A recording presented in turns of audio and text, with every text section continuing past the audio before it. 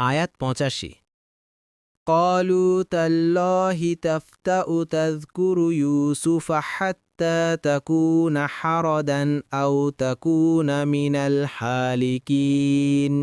অনুবাদ, তারা বলল, আল্লাহর শপথ, আপনি তো ইউসুফের কথা সবসময় স্মরণ করতে থাকবেন যতক্ষণ না আপনি মুমূর্ষ হবেন বা মারা যাবেন। ১ ফুটনোটের বিবরণ, অর্থাৎ ছেলেরা পিতার এহেন মনোবেদনা সত্ত্বেও এমন অভিযোগহীন সবর দেখে বলতে লাগল, আল্লাহর কসম, আপনি তো সদা সর্বদা ইউসুফকেই স্মরণ করতে থাকেন, ফলে হয় আপনার শরীর দুর্বল হয়ে শক্তি নিঃশেষ হয়ে অসুস্থ হয়ে পড়বেন, না হয় মরেই যাবেন।